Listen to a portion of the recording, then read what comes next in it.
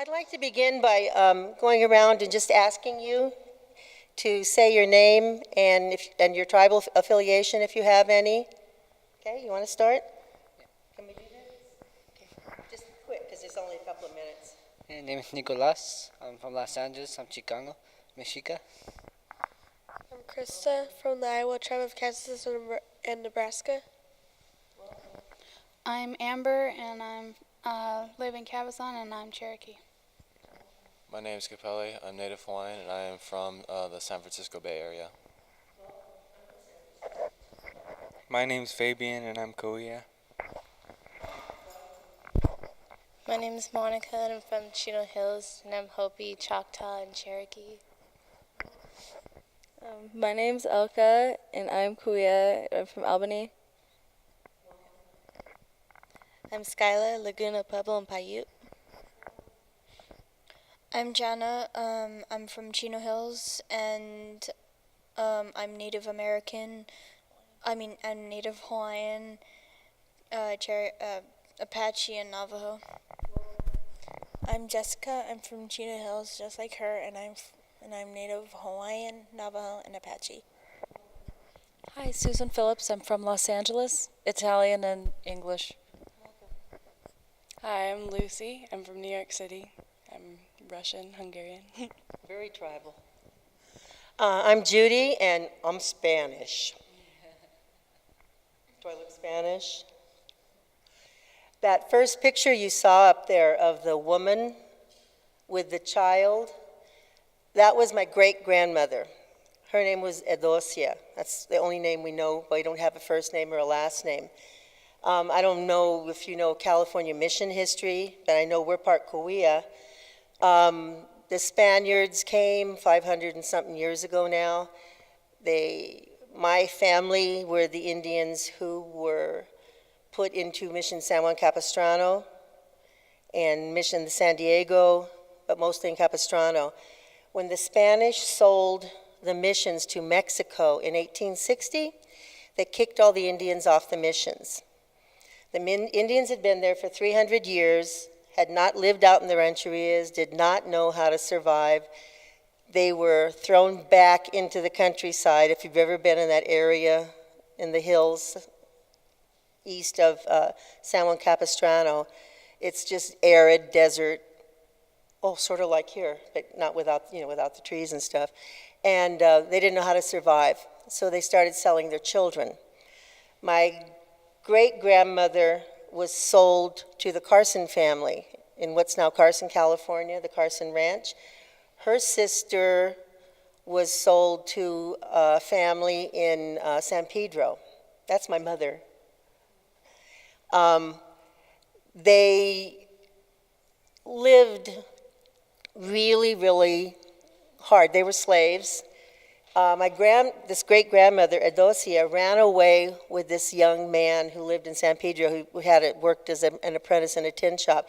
He was a Boston man. He was actually a Mayflower descendant. That's him, the old guy in the middle. And together, he hooked up with the Chavez family. That's baby Rose Chavez. And he bought half of the land grant for not too much money from old man Chavez. There's the group. They look Spanish, right? They ended up owning the last working ranch in downtown Los Angeles. Familiar with Chavez Ravine, the ballpark? That was our land, and these were the people who lived on it. We farmed it. We lived on it until the 1950s when the last of it was taken for eminent domain for the ballpark. My grandfather sold the last few lots. He gambled everything away and lost everything. He was a drinker. Anyway, there's Edosia, the one who started it all. We can't go back any further than her in the history. I wanted to talk about colonialism. This is what I told you is a story of colonialism and the effect it had on my particular family. I don't know if you noticed the pictures, but you can see the marrying the white guy. Everybody was supposed to marry out. And I sort of knew all of this, well, aside from the fact that we were Spanish. I mean, we spoke a little Spanish because they had to learn to speak Spanish to live on the missions. So that was the language. The Indian, they called it Indian, was was killed. We had no words, we had no language, we had no culture. So it was whatever got made up in that LA mix, and that's where the term Chicano, I believe, came from. I fought for that to be called Chicano for years with some of the leading scholars who, no, to be a Chicano you have to be Mexican. It's like, no, we've been here since time began, and we mixed and married and intermingled, and we are Chicano. I am now, but I do consider myself indigenous, native-based, Indian, although it's all mixed. So when people ask me what tribe I am, it's like, I don't know. I know we're part Cahuilla. I know we were Cahuilla at one time, but it's a big mess in terms of what happened. So my cousins and I are sitting around. This is like 35 years ago, way before your parents were probably even born. And we're talking, and my cousin Annette goes, "What's wrong with the women in this family? Why are we so nuts? Why are we so mean? Why are we so hateful?" And I'm going, "I don't know what you're talking about." And then, oh yeah, right. My mother, my Aunt Annie, my grandmother, my great-grandmother, just filled with a rage, a hideous rage that really affected all of us. They aspired to fit into Los Angeles society. They wore if you notice that woman, she's pura India, and she's wearing this corseted dress that had to have been just agony, because she's a little chunky lady. And they, just forced to fit in, wanted to whiten out, wanted to marry out. And that was the goal for all of us. But what happened was that there was a control that took over on the side of the women. And it's the women who, I always say I'm from a matriarchal family, this one especially. We had to rule everything. We had to be in complete control. And if we weren't, we got really pissed off. My mother drank, smoked, did the hoochie coo, just, everything that could be done to completely saturate herself from the pain she felt from the racism that she suffered. She did it. And my brothers are both blondish, green eyes. I'm not dark, but I'm the darkest one in my generation. So I was never good enough. Plus I'm fat, a little fat girl. And that just sort of it wasn't what was wanted. So I took the brunt of it. I started drinking with my mother when I was 12. I was like a 12-year-old teenage alcoholic. Was raped several times because of the alcohol. Never able to really connect with men because of the way I saw the men. My father's the kindest man in the world. They picked good men, but men who were weak, men who would do anything to keep these women. They were exciting, volatile women, and there's a certain type of man that likes that, very more passive type of guy, and they just found them. And my father, wonderful man, but he wouldn't do anything to thwart my mother. He wouldn't protect me from her. So it was a very rugged childhood, and plus I was really smart, and it's not that they weren't, all those girls, it's not that they weren't smart, but they were trained more to get out of it. I always wanted to know what the Indian was. I knew we weren't Spanish. I'm the one that did all the research and all the digging. So when my cousin came up with what's wrong with these women, that was like, the women in our family, that was like, oh my God, that's the whole issue. And it led, we treat ourselves so badly, and I wanted to find out why, and that's what led to all this research. Where was I supposed to go from here?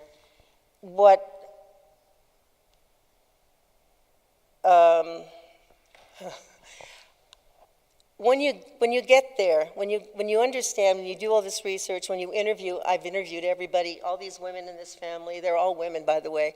When you interview all these women, and most of them have passed on now, but I did get their stories, we don't really know what happened. So I've had to piece things together. So what do you do when you get this knowledge?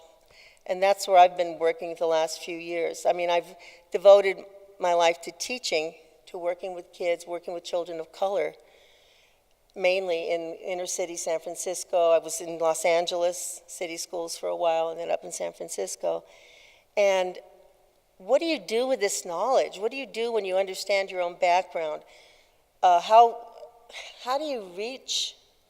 I mean, does it matter? I don't know if you have any thoughts about that. Speak up if you do. Is anything resonating with you? Or, I would like it more interactive if you could say, if you want to say something. But trying to figure out what to do with this knowledge has been a real trial. I mean, I want to do over myself.